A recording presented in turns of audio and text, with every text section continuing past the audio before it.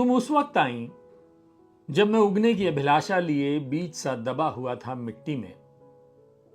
तुम शीतल सी ओस की बूंद की तरह एक सुबह अचानक उतर गई मुझ में। तुम्हारी शीतलता पाकर मुझसे फूटने लगे जीवन के नव अंकुर।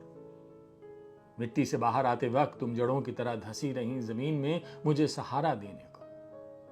मेरी डालियां धीरे धीरे आकाश को छूने लगीं। हरी भरी पत्तियों से ढक गया मेरा अस्तित्व। परिंदे बुनने लगे मुझ पर घोंसले। धीरे धीरे खिलने लगे सुंदर फूल। पास से गुजरते लोग महक उठते उनकी महक से। किसी ने फूल तोड़कर अपने बालों में लगाए। कोई निहारता रहा मेरा हरा भरा आवरण। कभी भूख से व्याकुल किसी बच्चे ने तोड़कर जब खाया फल और मुस्कुराया। हम दोनों भर गए करुणा से।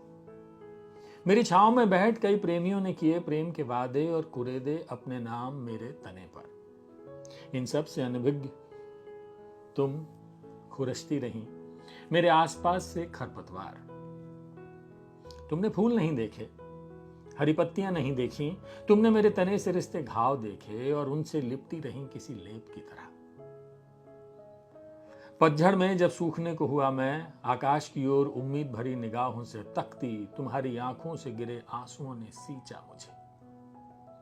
तुम्हारी उम्मीद से उस शुष्क मौसम में भी मुझे सांसें दी। तुम्हारी उम्मीद ने उस शुष्क मौसम में भी मुझे सांसें दी और बारिशों ने एक बार फिर मुझे खिलाया।